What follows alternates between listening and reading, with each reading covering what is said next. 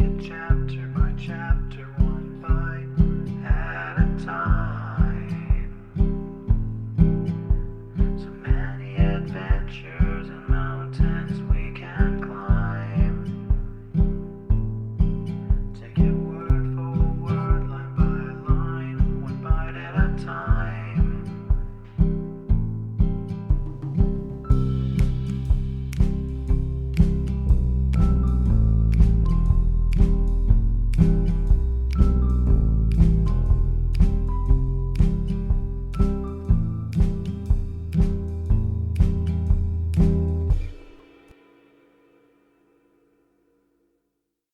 Welcome to Bite at a Time Books, where we read you your favorite classics one bite at a time. My name is Bree Carlisle, and I love to read, and wanted to share my passion with listeners like you.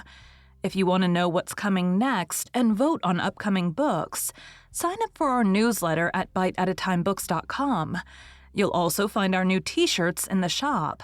More to come with quotes from your favorite classic novels. Be sure to follow my show on your favorite podcast platform so you get all the new episodes. You can find most of our links in the show notes, but also our website, biteatatimebooks.com, includes all of the links for our show, including to our Patreon to support the show, and YouTube, where we have special behind the narration of the episodes. We're part of the Bite at a Time Books Productions Network. If you'd also like to hear what inspired your favorite classic author to write their novels, and what was going on in the world at the time, check out Bite at a Time Books Behind the Story podcast, wherever you listen to podcasts. Today we'll be continuing Rainbow Valley by Lucy Maud Montgomery. Chapter 16, Tit for Tat. With Faith, to decide was to act. She lost no time in carrying out the idea. As soon as she came home from school the next day, she left the manse and made her way down to the glen. Walter Blythe joined her as she passed the post office. "I'm going to Mrs. Elliott's on an errand for Mother," he said. "Where are you going, Faith?" "I'm going somewhere on church business," said Faith loftily.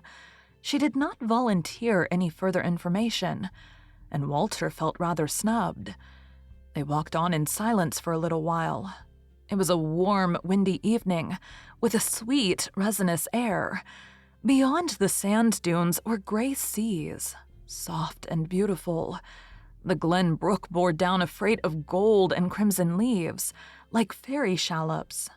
And Mr. James Reese's buckwheat stubble land, with its beautiful tones of red and brown.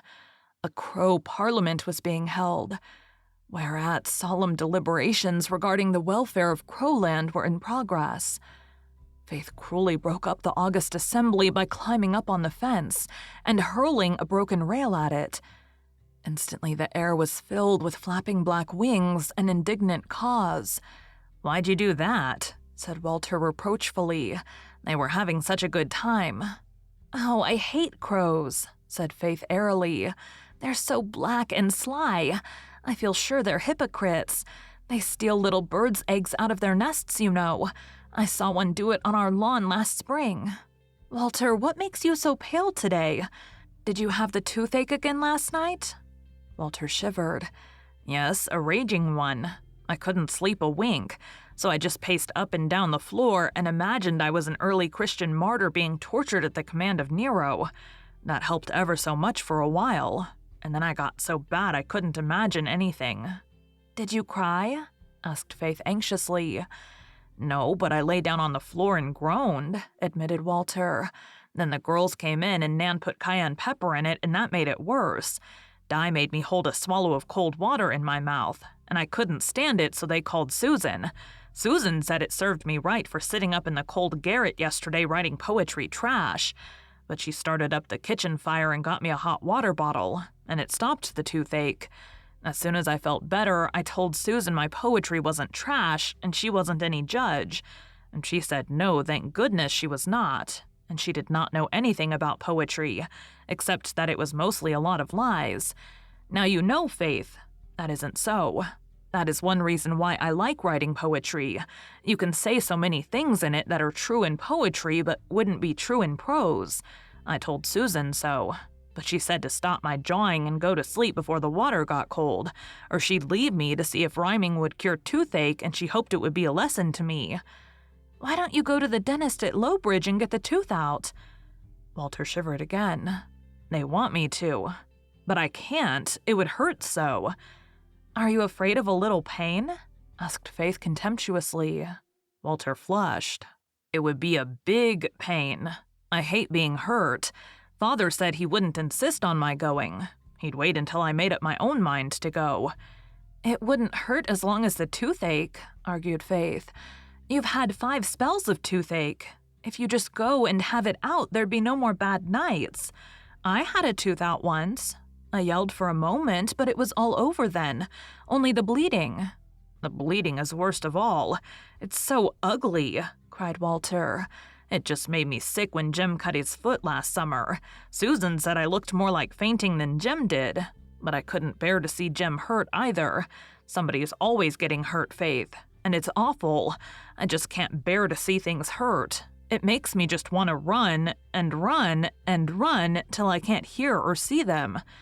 There's no use making a fuss over anyone getting hurt, said Faith, tossing her curls. Of course, if you've hurt yourself very bad, you have to yell, and blood is messy. And I don't like seeing other people hurt either. But I don't want to run. I want to go to work and help them. Your father has to hurt people lots of times to cure them. What would they do if he ran away? I didn't say I would run. I said I wanted to run. That's a different thing. I want to help people too. But oh, I wish there weren't any ugly, dreadful things in the world. I wish everything was glad and beautiful. Well, don't let's think of what isn't, said Faith. After all, there's lots of fun in being alive. You wouldn't have toothache if you were dead. But still, wouldn't you lots rather be alive than dead? I would 100 times. Oh, here's Dan Reese. He's been down to the harbor for fish. I hate Dan Reese, said Walter. So do I. All of us girls do. I'm just going to walk past and never take the least notice of him. You watch me. Faith accordingly stalked past Dan, with her chin out and an expression of scorn that bit into his soul. He turned and shouted after her, "Pig girl, pig girl, pig girl!" in a crescendo of insult. Faith walked on, seemingly oblivious, but her lip trembled slightly with a sense of outrage. She knew she was no match for Dan Reese when it came to an exchange of epithets. She wished Jim Blythe had been with her instead of Walter. If Dan Reese had dared to call her a pig girl in Jim's hearing, Jim would have wiped up the dust with him. But it never occurred to Faith to expect Walter to do it, or blame him for not doing it. Walter, she knew, never fought other boys. Neither did Charlie Clow of the North Road. The strange part was that while she despised Charlie for a coward, it never occurred to her to disdain Walter.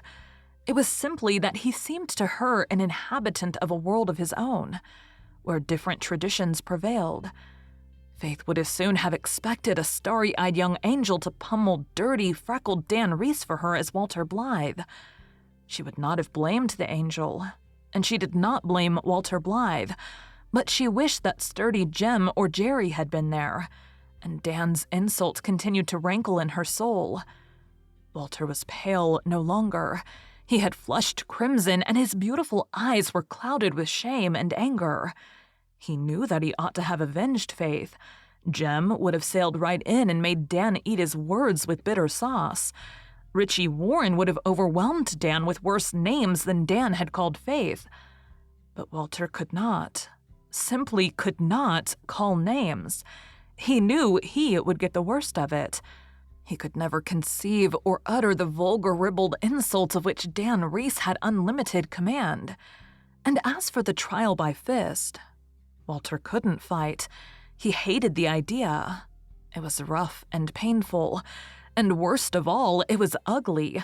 He never could understand Jem's exultation in an occasional conflict, but he wished he could fight Dan Reese. He was horribly ashamed because Faith Meredith had been insulted in his presence, and he had not tried to punish her insulter. He felt sure she must despise him. She had not even spoken to him since Dan had called her pig girl. He was glad when they came to the parting of the ways. Faith, too, was relieved, though for a very different reason. She wanted to be alone, because she suddenly felt rather nervous about her errand. Impulse had cooled, especially since Dan had bruised her self-respect. She must go through with it. But she no longer had enthusiasm to sustain her. She was going to see Norman Douglas to ask him to come back to church, and she began to be afraid of him. What had seemed so easy and simple up at the Glen seemed very different down here. She had heard a good deal about Norman Douglas, and she knew that even the biggest boys in the school were afraid of him. Suppose he called her something nasty. She had heard he was given to that. Faith could not endure being called names. They subdued her far more quickly than a physical blow, but she would go on. Faith Meredith always went on. If she did not, her father might have to leave the Glen. At the end of the long lane, Faith came to the house, a big, old-fashioned one with a row of soldiery Lombardis marching past it. On the back veranda, Norman Douglas himself was sitting, reading a newspaper. His big dog was beside him.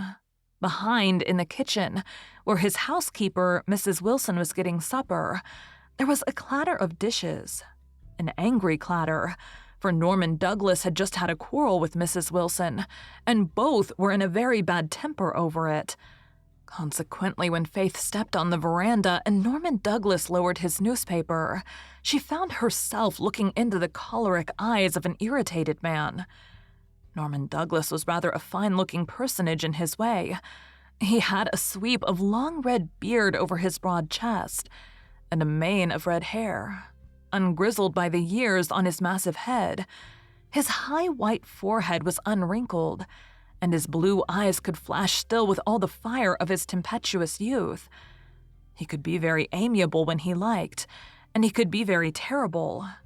Poor Faith, so anxiously bent on retrieving the situation in regard to the church, had caught him in one of his terrible moods. He did not know who she was, and he gazed at her with disfavor. Norman Douglas liked girls of spirit and flame and laughter. At this moment, Faith was very pale. She was of the type to which color means everything. Lacking her crimson cheeks, she seemed meek and even insignificant. She looked apologetic and afraid, and the bully in Norman Douglas's heart stirred. "Who the dickens are you? And what do you want here?" he demanded in his great resounding voice, with a fierce scowl. For once in her life, Faith had nothing to say. She had never supposed Norman Douglas was like this. She was paralyzed with terror of him. He saw it, and it made him worse. "What's the matter with you?"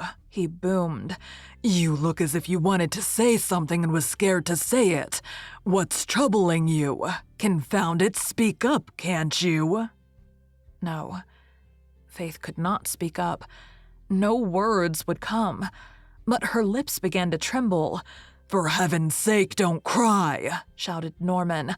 "I can't stand sniveling. If you've anything to say, say it and have done. Great Kitty, is the girl possessed of a dumb spirit? Don't look at me like that.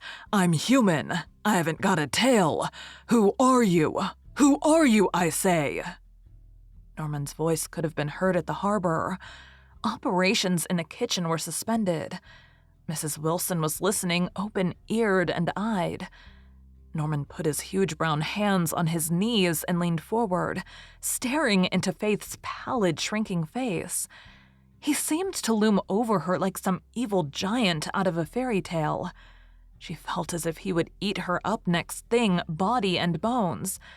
"I am Faith Meredith," she said, in little more than a whisper. "Meredith, hey? One of the Parsons youngsters, hey? I've heard of you. I've heard of you. Riding on pigs and breaking the Sabbath. A nice lot. What do you want here, hey? What do you want of the old pagan, hey? I don't ask favors of Parsons, and I don't give any. What do you want, I say?" Faith wished herself 1,000 miles away. She stammered out her thought in its naked simplicity. I came to ask you to go to church and pay to the salary. Norman glared at her. Then he burst forth again. You impudent hussy, you. Who put you up to it, Jade? Who put you up to it? Nobody, said poor Faith. That's a lie. Don't lie to me. Who sent you here? It wasn't your father. He hasn't the smetum of a flea. But he wouldn't send you to do what he doesn't himself. I suppose it was some of them confounded old maids at the Glen, was it? Was it, hey? No, I just came myself. Do you take me for a fool? Shouted Norman. No, I thought you were a gentleman, said Faith faintly, and certainly without any thought of being sarcastic. Norman bounced up. Mind your own business. I don't want to hear another word from you. If you wasn't such a kid, I'd teach you to interfere in what doesn't concern you. When I want parsons or pill dosers, I'll send for them. Till I do, I'll have no truck with them. Do you understand? Now get out, cheese face. Faith got out. She stumbled blindly down the steps, out of the yard gate and into the lane. Halfway up the lane, her daze of fear passed away, and a reaction of tingling anger possessed her. By the time she reached the end of the lane, she was in such a furious temper as she had never experienced before. Norman Douglas's insults burned in her soul, kindling a scorching flame. Go home? Not she. She would go straight back and tell that old ogre just what she thought of him. She would show him. Oh, wouldn't she? Cheese face indeed. Unhesitatingly, she turned and walked back. The veranda was deserted and the kitchen door shut. Faith opened the door without knocking and went in. Norman Douglas had just sat down at the supper table, but he still held his newspaper. Faith walked inflexibly across the room, caught the paper from his hand, flung it on the floor, and stamped on it. Then she faced him, with her flashing eyes and scarlet cheeks. She was such a handsome young fury that Norman Douglas hardly recognized her. What brought you back? He growled, but more in bewilderment than rage. Unquailingly, she glared back into the angry eyes against which so few people could hold their own. I have come back to tell you exactly what I think of you, said Faith in clear, ringing tones. I am not afraid of you. You are a rude, unjust, tyrannical, disagreeable old man. Susan says you are sure to go to hell, and I was sorry for you, but I'm not now.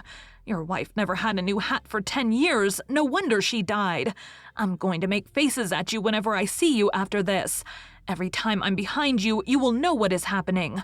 Father has a picture of the devil in a book in his study, and I mean to go home and write your name under it. You are an old vampire, and I hope you'll have the Scotch fiddle. Faith did not know what a vampire meant, any more than she knew what the Scotch fiddle was. She had heard Susan use the expressions and gathered from her tone that both were dire things. But Norman Douglas knew what the latter meant, at least. He had listened in absolute silence to Faith's tirade. When she paused for breath, with a stamp of her foot, he suddenly burst into loud laughter. With a mighty slap of hand on knee, he exclaimed, I vow you've got spunk after all. I like spunk. Come, sit down. Sit down. I will not. Faith's eyes flashed more passionately. She thought she was being made fun of, treated contemptuously. She would have enjoyed another explosion of rage, but this cut deep. I will not sit down in your house. I am going home. But I am glad I came back here and told you exactly what my opinion of you is. So am I, chuckled Norman. I like you. You're fine, you're great. Such roses, such vim. Did I call her cheese face? Why, she never smelt a cheese. Sit down. If you'd looked like that at first, girl. So you'll write my name under the devil's picture, will you? But he's black, girl. He's black and I'm red. It won't do. It won't do. And you hope I'll have the Scotch fiddle, do you? Lord love you, girl, I had it when I was a boy. Don't wish it on me again. Sit down. Sit in. We'll take a cup of kindness. No, thank you. said Faith haughtily. Oh, yes, you will. Come now, I apologize, girl. I apologize. I made a fool of myself and I'm sorry. Man can't say fairer. Forget and forgive. Shake hands, girl. Shake hands. She won't. No, she won't. But she must. Look-a here, girl, if you'll shake hands and break bread with me, I'll pay what I used to the salary. And I'll go to church the first Sunday in every month. And I'll make Kitty Alec hold her jaw. I'm the only one in the clan can do it. Is it a bargain, girl? It seemed a bargain. Faith found herself shaking hands with the ogre and then sitting at his board. Her temper was over. Faith's tempers never lasted very long, but its excitement still sparkled in her eyes and crimsoned her cheeks. Norman Douglas looked at her admiringly. Go get some of your best preserves, Wilson, he ordered. And stop sulking, woman. Stop sulking. What if we did have a quarrel, woman? A good squall clears the air and brisken things up. But no drizzling and fogging afterwards. No drizzling and fogging, woman. I can't stand that. Temper in a woman, but no tears for me. Here, girl, is some messed up meat and potatoes for you. Begin on that. Wilson has some fancy name for it, but I call it mechanicady. Anything I can't analyze in the eating line I call mechanicady, and anything wet that puzzles me I call shalamagaloozlem.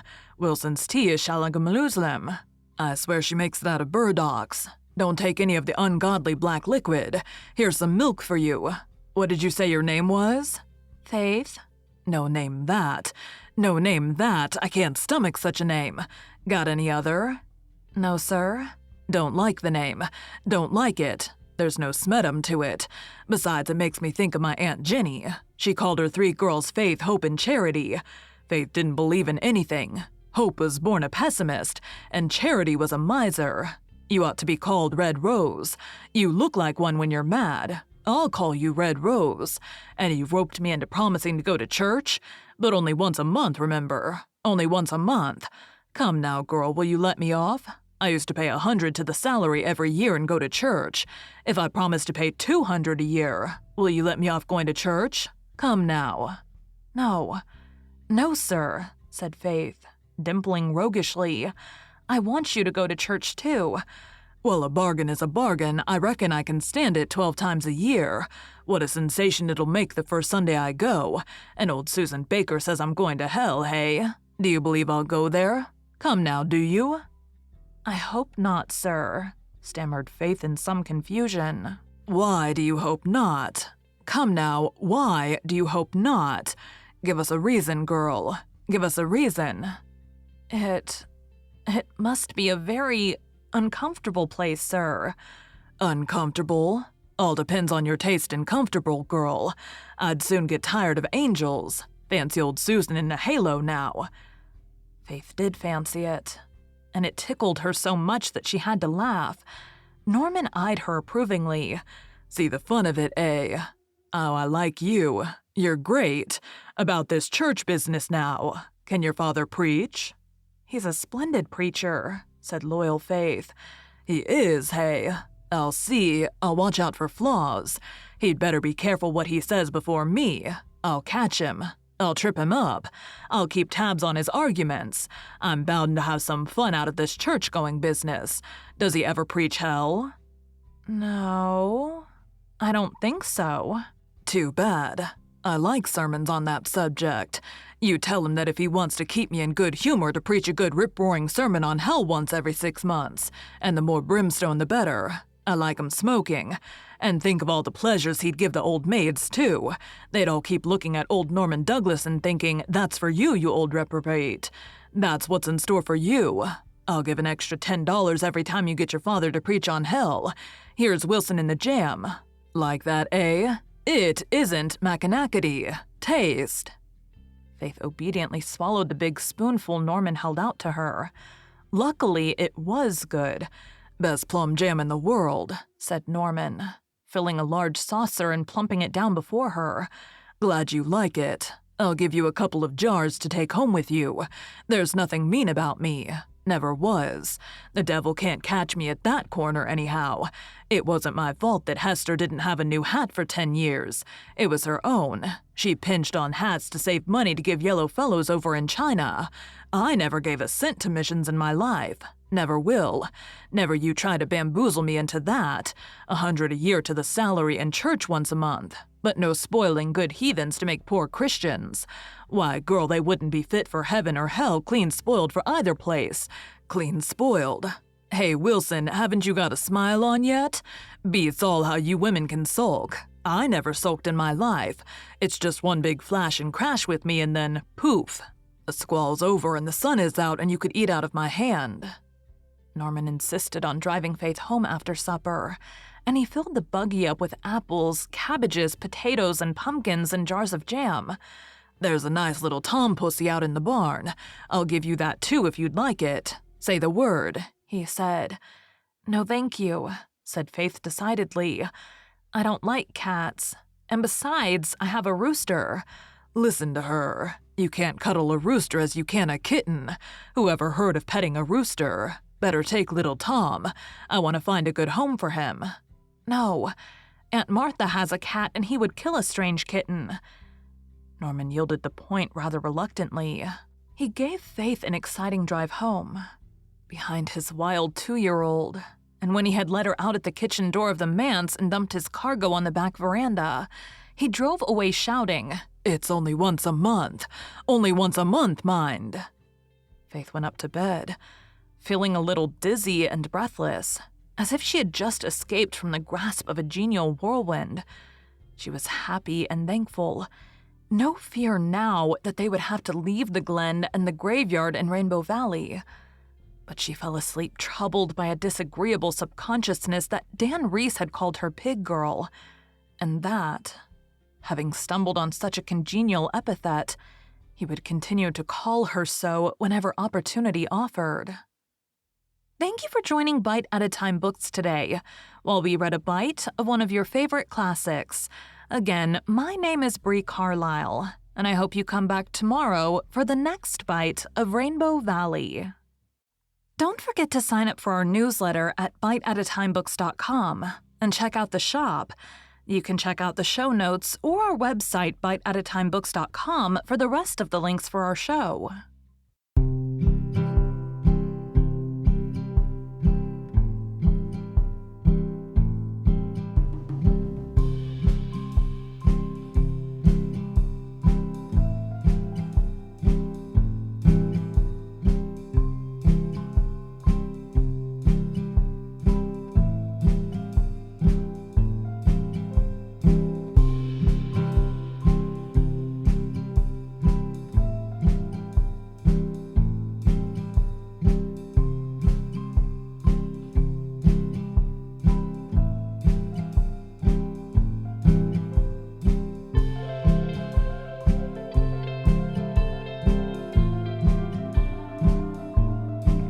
Take a look in the book and let's see what we can find. Taking chapter by chapter, one bite at a time. So many adventures and mountains we can climb. Take it word for word, line by line, one bite at a time.